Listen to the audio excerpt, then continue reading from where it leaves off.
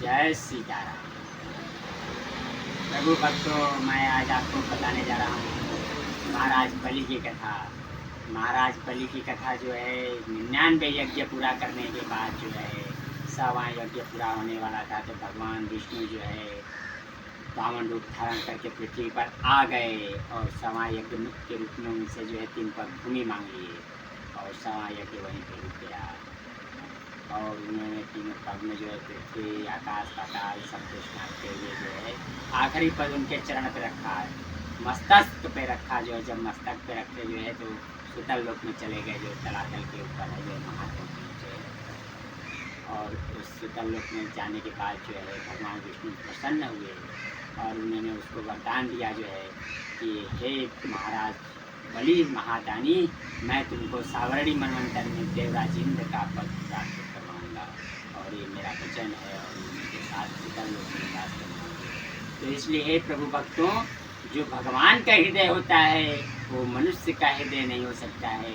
और जो मनुष्य का हृदय होता है अधर्म कुकर्म पाप में ही लगा रहता है। साधु वही जो मन को साध ले, ध्यान वही जो ज्ञान को प्राप्त कर ले, और सत्य वही जो मनुष्य स्वीकार ले। इसलिए हे प्रभु भक्तों, भगवान की भक्ति हर समय किया जा सकता है, लेकिन कर्मकांड द्वारा, यज्ञ द्वारा नहीं, स्मरण द्वारा, प्रेम द्वारा, भाव द्वारा।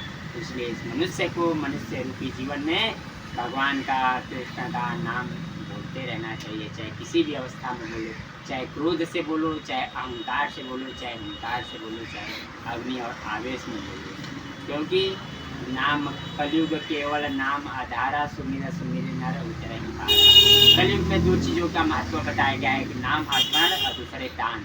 जो भी भगवान सामर्थ्य दिए हैं अपने से जो है कुछ न कुछ दान करते रहना चाहिए, परोपकार करते रहना चाहिए, लोगों का सेवा करते रहना चाहिए। क्योंकि एक शास्त्र का वाक्य है, सर्वभूतानि तिष्ठति ईश्वरः, अर्थात सभी जगहों ईश्वर का वास है। जीवात्मा में परमात्मा का अंश रूपी से विद्यमान रहता है।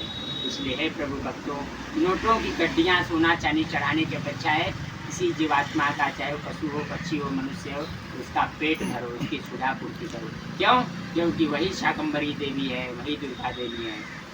एक मंत्र आता है, या देवी सर्वभूतेषु क्षुधा रूपेण संस्थिता, यानी जो भूख के रूप में आपको भूख लगता है उसको आप तृप्त करेंगे अन्न से, जल से, तो माता आदिशक्ति जगदम्बा हो जाता है, आदिशक्ति जगदम्बा हो जाता है।